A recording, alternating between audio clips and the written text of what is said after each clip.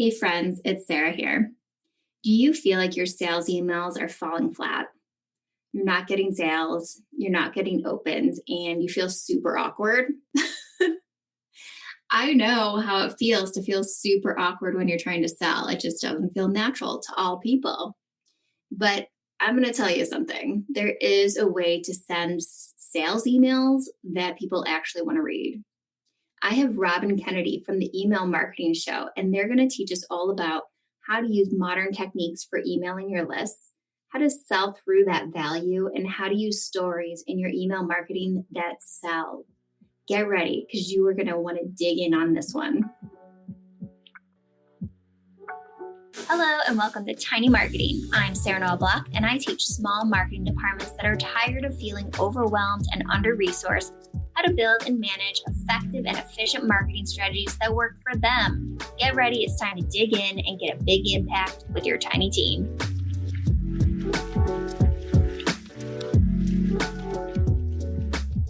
Hey guys. Hello. In the bath, I thought he was off to Mars. That sounded like a rocket ship. You can't hear it, I thought so. Oh, well, it's good to have you. I'm going to add your presentation to the screen, and I'm so excited to have you. Here you go. Ooh, here we are. That looks good, doesn't it? That looks great. Do you want to make it big again, like we did last time? I'll remove. There you go. There, now it's big. There we go. Hey, awesome. Yeah, introduce yourself, please. Yeah, sure. Let's get cracking on. Well, yeah. Thanks very much, Sarah, for having us. It's really nice to be here with you all. How to send valuable sales emails that people actually love receiving. Sounds like a bit of a tall task, but in the next sort of 30 minutes, we're hopefully going to share with you exactly how to do it and leave no stone unturned. But first, who the heck are we? Indeed, we're going to spend the first 29 minutes telling you who we are. The last minute, we'll finish off with some gold. So a hypnotist and a mind reader walk into your inbox. That sounds a little bit weird. Hello, I'm Rob, by the way. Arthur Rob, Arthur Red. No more clues. Kennedy's the other one. And for the next half hour, we are going to talk to you about how we applied our techniques as a hypnotist on stage and a mind reader, or anyone in the US, you guys would know that as a mentalist, how we apply our techniques to email marketing. For the last almost 18 years, we've been lucky enough to travel almost all over the world separately, performing our shows, me as a hypnotist, Kennedy as a mentalist. And along the way, we used email marketing as a massive tactic and strategy to get loads of inquiries, turn those inquiries into clients and turn those clients into repeat clients. And since then, in multiple other businesses, in loads of different niches, and with hundreds of our clients, we've applied our techniques to email marketing in order to get more sales, more bookings in our case, from every single email that we send without being salesy, because nobody likes to be salesy. Kennedy and I have done the sales training, but we still hate having to make the sale. And so these are really simple techniques, nothing particularly difficult, that's going to help you to deepen your relationships with your subscribers, get more sales in a more efficient way, and love every minute of it as well. And when Rob said we're obsessed with email marketing, we really mean we're obsessed with it. So obsessed, we thought, why don't we create a podcast where we talk about email marketing every single week? So every single week we rock up and we have the Email Marketing Show, and people from all over the world, for some crazy reason, tune in on their Spotify and their Apple Podcasts or wherever it is you get your podcast from, and they listen to Rob and I and our guests talk about email marketing. And then we thought, that's not quite enough. Like, talking about it every week is not enough because we are obsessed with it. So we created a free community on Facebook, and we give it the innovative name of the Email Marketing Show Community. You see, we're really good at email marketing, not good at naming things, which basically means we get to talk about email marketing every single day with members of our free community on Facebook. So we really are obsessed with it. So saying that, how many of us are happy to admit that we are a little bit afraid of emailing too much? In fact, we know people who've put off building an email list and attracting subscribers to that email list. They're afraid of even starting an email list because they're afraid of emailing their subscribers. It sounds insane maybe, but it actually, for some of us, that sort of makes sense as well. So who's afraid of emailing too much? And do you know what it is? You should be. We should be afraid of emailing too much if we're doing things what we call the old way. In fact, Rob and I were lucky enough to be asked to be the closing keynote speakers at a really large marketing prestigious marketing event in London a few years ago. And we were over at the buffet at lunchtime, which is where you usually find us at most events, at the buffet and at the food. And this guy came over. He was one of the other speakers who'd spoken earlier that day. And he said, oh, you guys, you're doing the email marketing thing and closing keynotes. Speaking about email marketing, I know what that email marketing thing is. It's that thing where you build a massive list and then you email them till they buy, die, or unsubscribe. Turns out was Dick Van Dyke at that event? No, that was my Texas accent. I see. Yeah, it's good. It's good. So it made us sort of sit down and realize, actually, this email marketing thing can often feel very self-serving for us as a business, and we do not want to annoy our subscribers. So what if your subscribers actually enjoyed your promotional emails? And we also we're thinking, what if your emails actually delivered value in their own right, if they were actually valuable? And what if you could actually entertain, inform, and sell all at the same time? So you never have that quandary of, how many value emails do I need to send out before I do an offer email? Am I currently doing value or am I currently doing offers? What if every single email was all of those things at the same time? So every single day or every single email, you're able to do those things. And that's what we innovatively named the modern way. So we're going to break this whole thing down for you over the next half hour, and you're going to be able to take what we teach you and actually do it immediately after this. This is not one of those things where we're going to give you the light, fluffy stuff, and then you'll be left with loads of questions or 3 weeks of complicated research to do. Instead, by the end of this, you'll have our framework, you'll have our structure, you'll have everything. You can just go and do it. In fact, if you've got a list right now, however big or small that list is, you could go out and start emailing them with our approach within minutes of getting off this training, which is really, really cool. Now, the first step that we need to cover is something that we just call selling through value. It's the idea that actually by delivering value in people's lives, we can wrap salespersonship into that so that you can actually make more sales. Now, this requires a bit of a flick of a switch of mindset for most of us. And incidentally, as a side note, this is literally the best picture of a light switch that I could find on any stock photography website. So if you happen to be a photographer or an amateur photographer and you have a light switch, there's a killing to be made from selling pictures of light switches that are better than this to the stock photography websites. All of that is to say, we need to flick a switch in our minds. You see, as Kennedy mentioned, most of us really think of email as being something that serves us as the business owner, and it irritates the subscriber no end, right? We see email as being a thing where, like a stationery shop might say, we're doing a special offer on pens this week. We better tell everyone about the special offer on pens. So somebody, whoever's job it is, scurries over to the computer, writes the email newsletter. That takes about 4 hours, and they have to find the photographs and put a logo in and make sure the template's right. And then they do a test and it doesn't look right, so they have to faff about with it for another hour. Eventually they get it right. And they hit send and it blasts it off to all of their customers, and their customers, like, you're on their list because you bought a box of paper clips from them once, and now you're being told that you've got pens and you don't care whether they're selling pens or not. And then basically, careful, keep it PG. I know. And then I forgot this is not for our audience then. And then they scurry off and they put their fingers in their ears and they hope that not too many people unsubscribe and not too many people report their emails as spam. And maybe, just maybe, if all of the stars are aligned, they might be able to make a sale of some pens. Now, that's not a great way of doing email marketing. And you can see why that feels like it's not going to be very effective. And frankly, it's not. And so what we've got to do instead is just see email as another content channel. Like, this is a live stream, right? It's a way of us delivering value to you. But you can also deliver value in email. Just like you can deliver value on Instagram, you can deliver value by email. I mean, if you're flicking through Instagram and you see a post, maybe with a really nice quote, and you think, that quote really resonates with me. I mean, you don't think that, you just feel it. Then you might like the post. In fact, if you really like it, you might comment on it. And if you really, really, really like it, you might share it onto your Instagram story so that your followers get to see that thing as well. And that person has just had a bit of viral growth.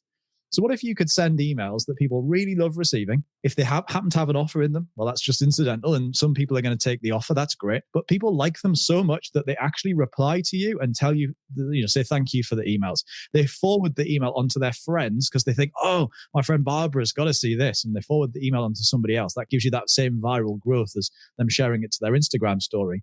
And if you post on Instagram once a day, twice a day, something like that, no social media coach on earth is going to tell you to drop that down to once a month. Only post on Instagram once a month because you don't want to irritate people, do you? Well, why So why do we insist on this monthly newsletter thing or this weekly newsletter thing? So we're going to flip all of that on its head. And the first step really is to be able to deliver value to people's lives through email so that they want to keep receiving them. Okay, but Robin Kennedy, how do we deliver this value? What is this value? What do people find? Look, if you go onto a forum or enter any Facebook group about marketing, you say, I need to, how do I build my audience and how do I do email marketing? The first thing that some bland person will say is, well, just deliver value. What the heck does that actually mean? If you ever try to sit down and write value, that's tricky. That's when you start staring at the screen thinking, right, now what? So one of the best ways to deliver value is by telling stories. Stories are the easiest and the best way to deliver value and give people that feeling of connection.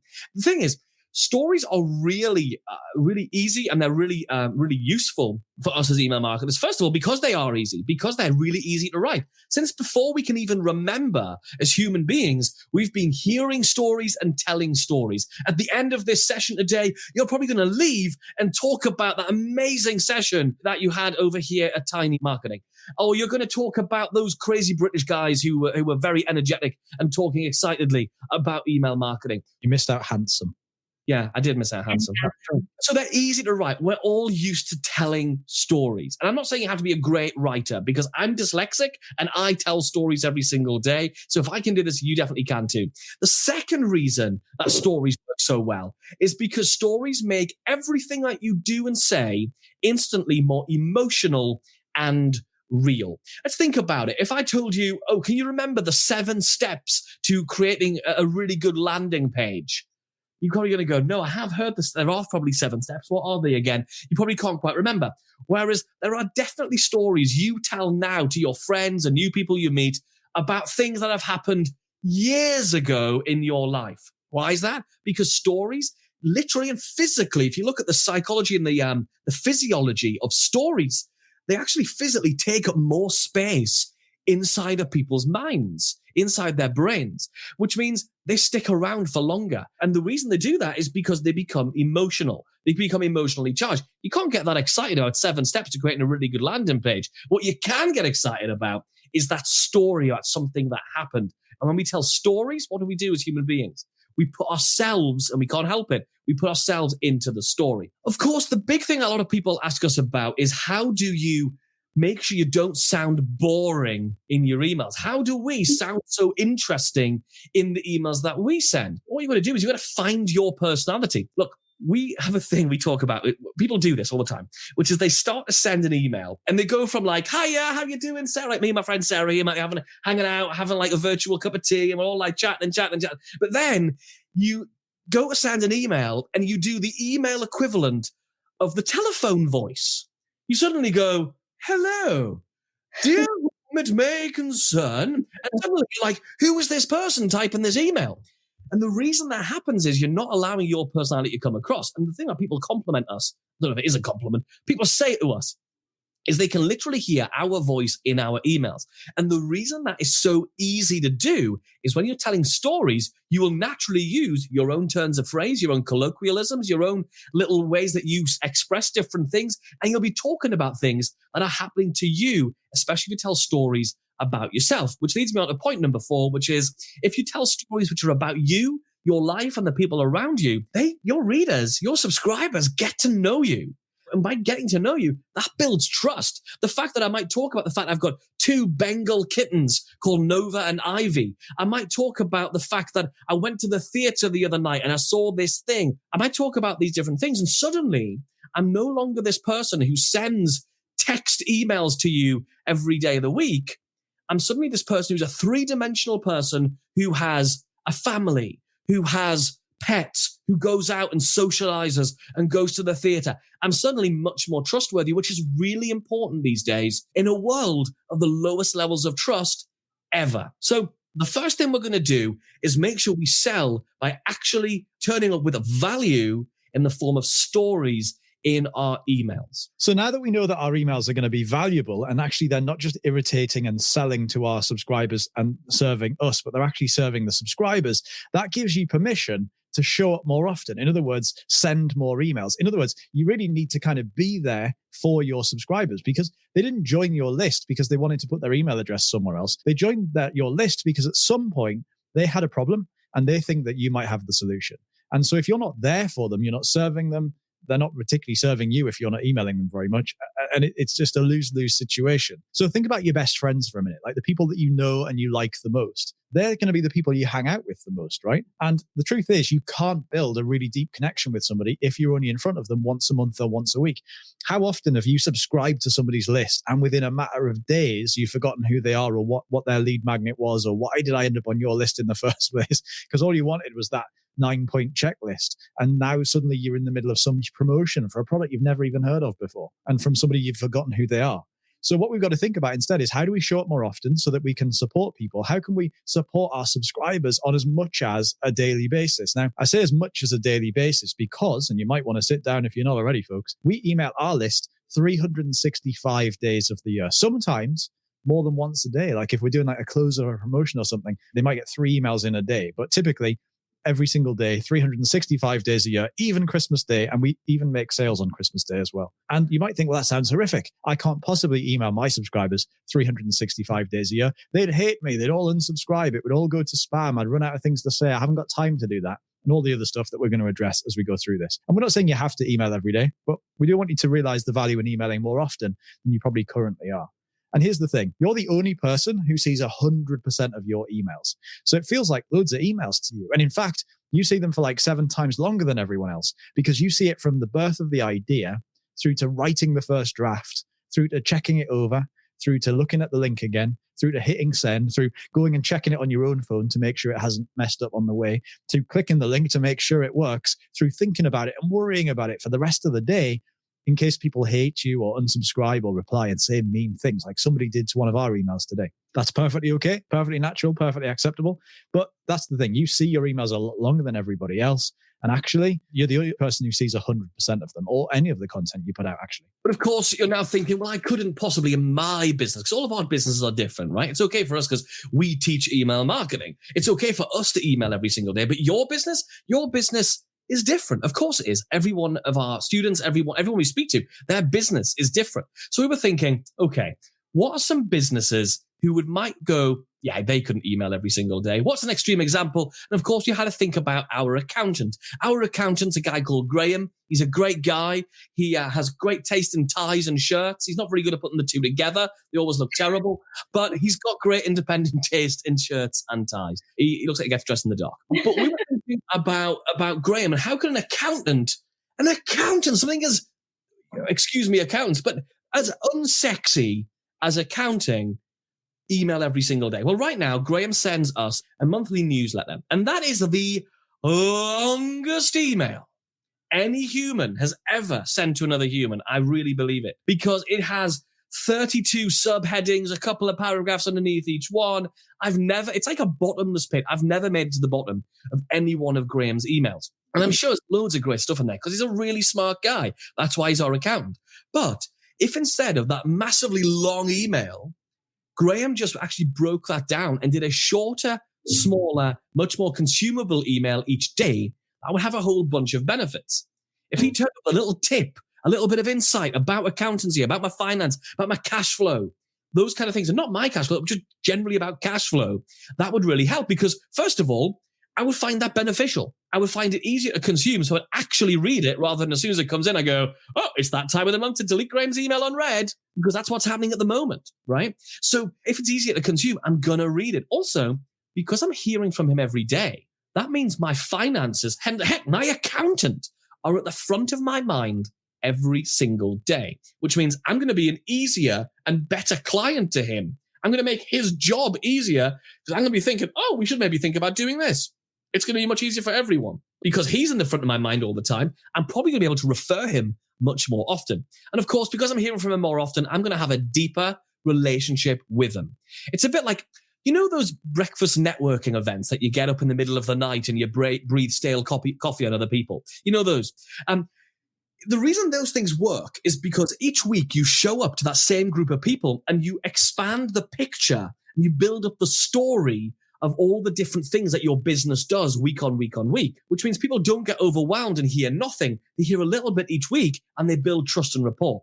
That's exactly what happens when you do this kind of email thing where you show up more often, but with shorter, much more consumable things, which are done in a value-led way through telling stories. So now let's break things up a few minutes into the presentation, this training, with a bit of a quiz. We got a quiz for you, just a simple question, one question and 4 possible answers here. The question is, why are people on your list? And I did sort of allude to this earlier. I gave you the answer. So if you were paying attention, you'll know. Why are people on your list? Is it because option A, they like having a friend? Maybe they feel a little bit lonely. They don't have many friends. And so maybe they want to have you as a friend. That sounds cool. Maybe it's because they want more emails. Maybe they've seen Kennedy's inbox with his 37,622 unread emails. And they think, oh, that looks good. I'd like to be like Kennedy. Maybe it's because they've got a problem that needs solving. They think you might have a solution. You might be able to help them to solve that problem. Or maybe it's because they've got too much time that needs filling. And they think that if they just sit and put emails into folders, that sounds like that's a good way of filling time. Okay, we're being cheeky. It is obviously because they've got a problem that needs solving. But we seem to forget this. People give us their email address for a reason. They didn't just do it for the sake of it. We didn't blackmail them into it. They gave us their email address because they wanted to receive our stuff. And so now, they may not be ready to buy from you immediately. They might not be able to be ready to buy everything you've got immediately, but you have to be top of mind for them the moment they're ready to solve that problem. The big shift that we want to make in email marketing is if we make it less about serving the business and not the subscriber, that means we make everything more subscriber centric and subscriber driven. And what that means is that we just want to be around so that when they are ready to make the decision, we just happen to be there. We're right in the top of their inbox somewhere because we sent them an email today. And if we didn't send them an email, or we said they got our monthly newsletter 29 days ago, we're very much bottom of mind. That's the opposite of top of mind. And so if you take your monthly newsletter and you throw it out once a month, obviously, because that's why it's monthly, and you're hoping that some people open it on the day that you send it, and some of those people happen to be the people who want to buy your product and they happen to want to buy it at that time, that's a very small number. And it goes to show why email marketing isn't very effective when it's done in that form. Instead, we've got to make sure that we're permanently there, constantly just delivering little nuggets of value, kind of like you do on social media. The difference is that selling through email is just much higher converting, which means that when it is the right time for them to pull the trigger and make the purchase, you are absolutely there. So how often can you email? Well, we email 365 days of the year. And honestly, most businesses can. In fact, we have a challenge. We're having an unofficial club in our Facebook group, the Email Marketing Show community, where people say, I can't possibly do it because of my niche. And we have a thing called the I Told You So Club, which is where we say, here you can, here's how you do it. Go and do it for a month and come back and claim your unofficial reward, which is us going, told you so. So most people can. And the reason is, think about your favorite TV show. Would you be more annoyed if they showed more episodes of your TV show or showed less episodes of your TV show? If people are getting value in the form of any kind of value, these stories, the way you're telling them, then people cannot be upset, right? Your emails basically become their daily dose of inspiration, of help, of value, while also selling. Now, this all sounds like a really lovely theory, but what does it work like in practice? Okay, we email 365 days a year. Let's give you the fastest ever run through about what happens when we send them. We get replies every single day to our emails from subscribers actually thanking us for sending them emails, and we sell in 100% of our emails. Well, almost 100%. We didn't sell on Christmas Day, although we did still make a sale. More on that. So for example, HH, whoever that is, said, love, love, love this. That was in reply to a sales email. Steve said, brilliant email. Great job, guys. That was in reply to a sales email. This one here, this lady, Ruth, literally was made redundant that day. She got up in the morning, brushed her teeth, did her hair the same as any other day, went off to work. Whilst at work, was given the devastating news that you don't have a job here anymore as of X date. She came home. We sent her an email that was selling something. And her words were, that email cheered me up. I needed it as I was made redundant today. Thanks for the smile. That's mad. And this is Amanda. And Amanda joined primarily the thing we sell in our emails is our membership, the League of Email Marketing Heroes. Amanda saw us speak at a conference, joined our list. She then joined the league. And we stop sending you daily emails when you join the league because we sell you the league in the daily emails. She, along with at least a third of our members, have got back in touch saying, hiya, how can I resubscribe to the daily emails? And we're like, well, why would you want to do that? You've joined the thing they sell. And we just like reading them every day. And so we've had to change the entire system around to make that even possible to not exclude league members if they want to be included. So people want to receive these even after buying the only thing that you sell in them, which is really cool. But Robin Kennedy, Surely emailing every day is going to end me with my emails in the spam folder, he said in the child voice. The thing is, your email deliverability is a bit like your credit score. If you're not emailing very often, you're not giving the likes of Gmail and all the other systems enough evidence as to whether you're a good emailer or a bad emailer. In fact, this is our health score.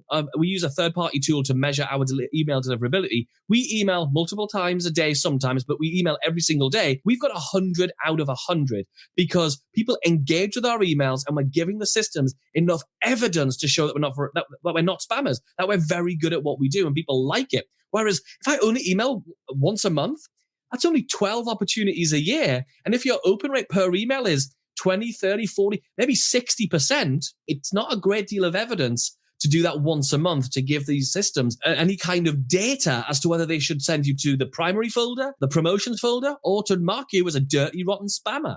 So the thing is, we need to email more consistently in order to actually get delivered and to turn up, as you've already seen. But let's actually look at some proof of how this turns into actual sales. So recently we made a change. Rob, in one of our businesses, made a change in our email marketing automation. And when a sale came through, we thought we'd pop into this person's contact record and see that they'd received all the things they're supposed to receive. So what you've got here is a screenshot from inside of our email marketing platform. This is Keep 4 Million Fusionsoft. And the very top email there is the one that the person clicked on and bought from. Okay? So this is their email history of what they've been sent from the moment they joined our list. The very bottom email is their very first email ever from us. So these two emails, you can see at the very top, full disclosure, these dates are in UK format, which means we've got date, month. So that is the 9th of June, just so you know, because I know America like to flip things around a little bit on that. Yeah. Just keep us on our toes. I love it. Those two emails were sent on the same day, okay? One at 11 in the morning and one at 10 o'clock at night. But let's take a look at the first 4 emails this person received after joining our list. Oh, just to tell you, by the way, this list is not in the marketing niche. In fact, this is in the self-development, personal improvement niche, okay? So this is in a totally different market altogether, a B2C market, actually. So the first 4 emails were not only unopened, as you can see, but that little red dot actually says, that's an indicator that says that they bounced.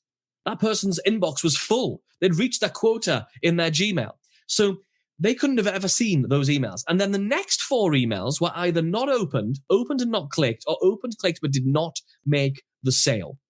And these 2 emails sent on the same day. You can see that one was opened. One was not even opened, and the other one was open, clicked, and actually made the sale. This top email here made the sale, and it took 9 emails to do it. If we only emailed weekly, it could have taken us 9 weeks to make that sale. If we emailed monthly, it could have taken us 9 months to make the sale. Now, that's not entirely true, because after the 3rd of June, the person cleared out their email inbox and they would no longer be bouncing, but it still would have taken us weeks. 1, 2, 3, 4, that would have been 5 weeks of emails to make the sale that we made in just 9 days. So we really do need to email more often for all of the technical reasons and because of the emotional reasons of turning up. But how do we actually sell through story-led emails? So let's talk about how we can do this so that, as Kennedy referenced earlier, we don't have to send lots of value emails for a while value and some more value, so that every now and then we can lull our subscribers into a false sense of security and then bam, hit them with a sale. Instead, we want to make sure that we have value and sales in every single email that we send. So here's how we do it. We've got 4 different frameworks that we use to do this.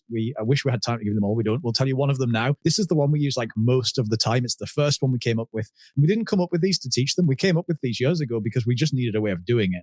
And this was the easiest way, because if you're going to send an email every day, you've got to be able to do it really fast. So this is called the traditional, not for any clever reason. It's just because that's the one we traditionally use. It's broken into 3 parts: an opening story about something innocuous and incidental that happened to you that day. You segue into a lesson. So take the story and transition into some kind of lesson, make it like a fable where you take like the moral of the story and you apply it to whatever your subscribers are interested in. And then you segue from the lesson into the offer. So story about a thing that happened, the lesson that you can pull from that story, even if the story's got nothing to do with your niche, which ours 9 times out of 10 doesn't, and then transition from that lesson. And if this is important to you, then you can buy my thing over here. Let's take a look at an example. Now, if we've got any people who love graphic design, I know that Sarah's stuff always looks absolutely gorgeous, design, all that stuff. I don't want you to be intimidated by this next slide and how beautiful it is. This is the only slide in the whole slide deck that I've been allowed to design. So Rob, can I have the slide, please? You are welcome. Thank you. We're going to call that mustard yellow. So this is literally an email we sent to our list fairly recently, and you can see the subject line, and it uses the story lesson offer framework. And just to give you a heads up before you continue reading that, is this is sent to our email marketing list promoting our membership, The League. Okay, so it's about email marketing. So the subject line is a creepy message from a German. So you can think about why that got opened. It's very intrigue-based. Then the yellow bit, the mustard bit, is the story. Kennedy went very pale when his phone went ding, Sarah. We hopped on a Zoom call and I said, Guten Tag, instead of hello. Within 5 seconds, Kay got a WhatsApp message from his German pal, Thomas. The message just said, Guten Tag. That is creepy, innit? Like you have a long-lost friend and suddenly they call you out of the blue. I don't know if you believe in coincidences, but you can definitely be in the right place at the right time for something miraculous to happen. Notice, ladies and gentlemen, there is not a sniff of email marketing yet, but we've just told a story about something that happened, the least boring thing that happened yesterday. Then we transition into the lesson, the moral of the story as it applies to your audience. We do one really simple thing to be in the right place at the right time for our email subscribers. We show up every single day with a short but powerful email in their inbox, a little burst of humor, story, and inspiration to help to stay at the front of their minds, so that when they need to take things to the next level, we're here. So that's the lesson. Then we go into the offer. Now, finally, we're about to mention email marketing. If you're wondering how you can send an email every day and have your subscribers addicted to it, so you can build deeper relationships with them and make more sales more frequently, there's a 2-hour, 14-minute training inside The League with our full and complete daily email strategy. It covers everything like 7 methods for coming up with stories, lessons, and email content so you never run out of fresh ideas, 4 email structures to keep your emails interesting, 3 techniques to write these emails fast so you can spend less time doing them, because we write our emails in less than 4 minutes a day, by the way. They don't take long. And then if there's the call to action, click here and jump inside. So you can see that story lesson offer. What's great about this is we talk about the same product, The League, every single day, but the story is the thing that means we've got something to say every single day. So now let's tidy this whole thing up by busting some myths. So people think that you can't email every single day because people will get annoyed with you. Occasionally, some people do. We had one today. That's okay. He's unsubscribed now and he'll never hear from us again. That's all right. But most people love it, as you saw from those replies. Your emails only deliver value to you and not the subscribers. We know that's not true. We know that people love to hear from you because they're valuable, and therefore it's valuable to the subscribers, not just to you. Your emails will get marked as spam and stop getting delivered, as Kennedy mentioned earlier, for both technical reasons and psychological and emotional reasons. That's not true either. You'll run out of content or things to say. Definitely not true. All you're looking for here is the little tiny moments that happen in your life every day. Things like, the stuff that you can't wait to tell your partner when they get in from work, or, somebody when they get back from the shops. You haven't got time to email every day. As Kennedy said, we send our emails in 4 or 5 minutes a day. Usually Kennedy sends his first thing in the morning at about 5:30 in the morning. By the time it takes the kettle to boil, so put the kettle on, open his MacBook. By the time the kettle's boiled, the email is sent. And he doesn't have a particularly slow kettle or anything. So these are all just excuses and the misconceptions, the myths about why we think we can't do emails every single day and we can't sell 100% of the time as well. But actually, they're just not true. It doesn't matter what you sell or who you sell it to. You can sell more of it if you email more often with our framework. Absolutely. And if anyone's got any questions and you're here live, obviously happy to take them. If Sarah's got any questions for us, definitely want to hear those. If anybody's got any questions after this, you're thinking, okay, this is great. I've got some questions about how I apply this to my particular business. Don't worry, we understand. Applying this to individual businesses, it can be a challenge and it's different each time. That's why we created our free Facebook group, which you're very welcome to join. Just literally go to Facebook and search for the Email Marketing Show community, or you can go to facebook.com/groups/email marketing show. And actually, here's a cool thing. On the way into the group and you request access, there's a box pops up with some questions. And one of those questions is, do you want to receive our daily emails? And if you want to see us actually doing this stuff, put your email address in there and you'll end up on our list and you'll see us actually doing it as well. Hope that's been useful. I hope that's giving you some inspiration and giving you the oomph to go and email more often. Thank you guys so much. That was honestly, usually I'm talking half the time that I'm doing these, and I was just like all in. I was just listening and learning. I really appreciate it. Let me think. I had 10 questions written down that I wanted to make sure that I learned from you. Oh, yes, there is one thing that we didn't cover. I want to know more about your survey method.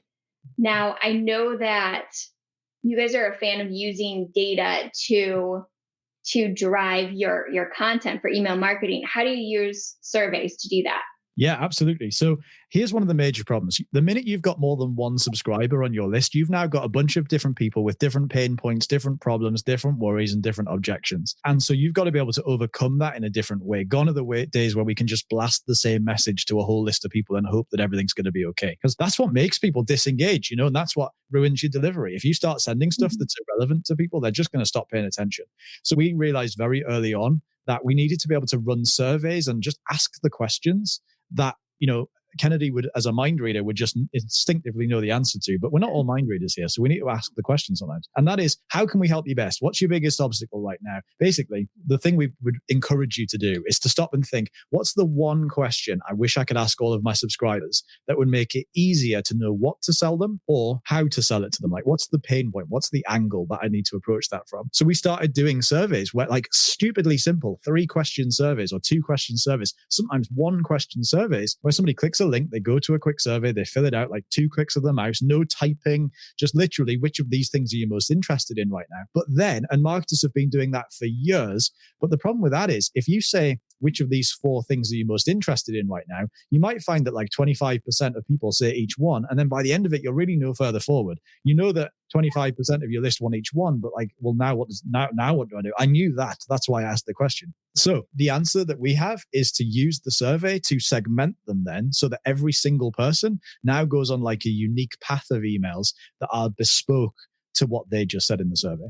Yeah. Okay. So that goes into my second question. But first, I want to know, how are you delivering the survey? Is it going out through email? Is it on your site, a pop-up? Yeah, I mean, there's a few different ways of doing it. One of the things we do is as soon as someone joins your email list, that's a really pivotal point where you can make or break the relationship with each individual subscriber. And that's when you make or break your delivery and all of that sort of stuff. So one of the things we do is we have a 4 email series that is an automation that goes out immediately when someone joins our list. And we call it the getting to know you sequence, because it's about getting to know them getting to know you, and also getting to know you as a song from the musical The King and I. So that's all very important stuff. So, and we're both massive musical theatre buffs because we're those guys. So one of the things that's in that getting to know you 4-day sequence, as well as building up your credibility, training your subscribers to engage and click and increase that relationship, is we include a thing called the Alpha Survey. And that's literally a link in that survey that says, let us know how to help you the most, because you're here because you need help for something. Let us know how to do that. They click on that link and now they're over at the survey. And one of the things that was tricky when we were first doing this is there weren't any survey platforms and systems that actually directly integrated with the email marketing platforms. So what we had to do is we actually founded one, which is, you mentioned that at the beginning, it was very kind of you. That's why we founded this tool called ResponseSuite.com, where literally you build surveys that integrate directly, and based on every click, that's every choice someone makes in the survey, you can apply a different tag, you can put them on a different list. So now you can follow up in the most appropriate way. And that means no one can feel like they want to disengage because you're no longer relevant. And that's the biggest reason people disengage. So you guys send 365 emails a year, and you also have segments. Are you sending them to each segment 365 times a year? So what we do is, what's the briefest way of explaining this? So we've got 2 pieces of our email marketing. One of them is automations, and the automations take care of those segments. And then once someone's been through our series of automations, which sell our core offers, at the end of that, we give them a tag, which is just to say, now they're out of the automations, send them the daily emails. So no, we just send one daily email then. But all of that said, we have multiple businesses. So we don't only use this stuff in the email marketing niche to helping other small businesses with their email marketing. We send between the two of us 4 daily emails. That's why we have to be able to write them in like 4 or 5 minutes or less. Just to add to that, one interesting thing is that people don't know when they're in automations and when they're in broadcasts. Like, it's easy for us as the marketers to get hung up on that, but actually they just know that they opted in, they went through 4 emails, and those emails are quite clearly like, welcome to my world. But after that, like, the automations are built so the emails feel and look the same as the daily emails, but they serve a very specific purpose of turning new subscribers into customers fast, because that's the first job you've got to do. That's going to allow you to cash flow your business growth. That's going to allow you to be able to exist and survive. After they get out the end of the automations, when they go into daily emails, one of the things you can do, and this is lovely, most of the email marketing platforms available now, things like ConvertKit, ActiveCampaign, Keep by Infusionsoft that we use, formerly Infusionsoft, will allow you to do conditional content where you send one email, but one paragraph in it is different for different segments of the list. So you can have somebody who took a survey when they first joined your list, and we might ask them, are you a course creator, an e-commerce business, a marketing agency, or something else? And we now know what they are, and they're not likely to change that next week.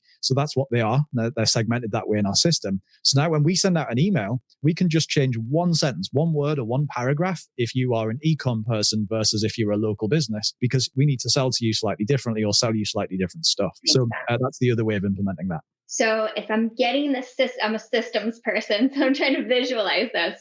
When someone subscribes, then you start with a 4-part welcome series, and that series is designed to help you segment and understand their needs better. Then they move to a nurture campaign where it's personalized for their specific needs, and then they go into the daily emails. So the metaphor that we came up with, which really helps people visualize this, is we imagine each of the campaigns, so whether it's a getting to know you campaign or a nurture campaign or whatever, imagine each of those as a different train carriage, right? So at the beginning, they join the train, and the first thing they do, the first train carriage, is the getting to know you sequence. It's that welcome series. Then the next one for us is something we call the overture campaign. And what the point of that overture campaign is to introduce your core first product. It's usually the least resistance product. It's usually a low cost, a low ticket product, just to get people to become that customer for the first time. The reason that's so important to do through an automation rather than getting straight into your daily emails is because of context. The reason a lot of people don't make the sales they really deserve to be making with their email marketing is because the person who's receiving the emails doesn't quite understand what the product is. Whereas if before they go into your daily broadcasts or your newsletter or whatever, if before that they've gone through a series of emails, we call it an overture campaign, which introduces what the product is, who it's for, how it helps, what other people are saying about it, why it's great, why they should buy it now. If you've got a series of those types of automations before they get into your daily emails, now you've created context. Of course, we don't stop there. So ours always start off with getting to know you, then an overture for a product, then some kind of and this is the thing that we teach inside of our membership, actually, because this is, I think, what we all need is a series of frameworks and campaign structures for making sales. So we have some campaigns which are structured around, hey, go watch this video. And if people do watch the video, something else happens. Hey, go engage in this piece of content.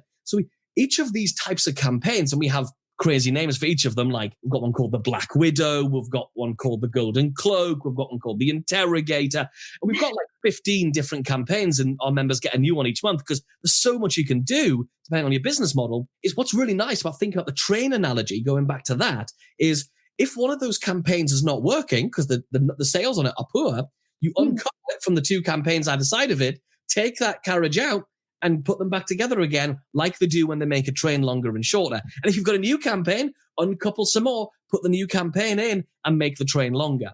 So it's a case of just coming up with a series of automations to make your core sales. And then the point of the daily emails bit is really to fix the one huge problem in most email, and in fact, all marketing. And that is timing. It doesn't matter if you give me the best product stacks, the best discount, an amazing bonus. It doesn't matter. It's just the wrong time for me right now. So we take care of those other opportunities about message, market, and media, and that you see in the normal marketing triangle through the automations. But then the timing element is just about us showing up. So at the moment they're ready to buy, we are right at the very top of their inbox, right at the very top of their mind. Yeah, that makes a lot of sense. And from our live stream, 2 weeks ago with Brian Minnick from Zero Bounce, same conversation about how it's important to email regularly in order to be able to get in that inbox and be seen. So tech verified. So true. Yeah, absolutely. Thank you guys so much for joining me today. Is there anything you want to add before we leave? No, this was just awesome. Thanks for being here, and I hope everybody enjoyed it. I loved it. I felt like an audience member with my popcorn just watching. All right, bye guys. Thank you. Oh my goodness, that was enjoyable in my humble opinion. To wrap it up, it was a joy having Robin Kennedy today, and thanks for joining me this week. We will be releasing an article inspired by this conversation soon. So if you want to receive it, go to sarahnoelblock.com/newsletter, and you'll be sure to get a copy of this on-demand video and the article. And each week we'll be sending actionable newsletters, maybe daily now after this conversation, where we're going to teach you more about what we've been talking about on this show. Thank you. Thank you for joining Tiny Marketing. I help tiny marketing departments create consistent content that builds trust with your audience. Get 1 month of content in 1 week by visiting sarahnoelblock.com. And take what you learned today and apply it to your tiny marketing department to see the growth that you deserve. Don't forget to follow the podcast on your favorite podcast app. And if you're watching this on YouTube, make sure to hit the subscribe button. We'll see you next time.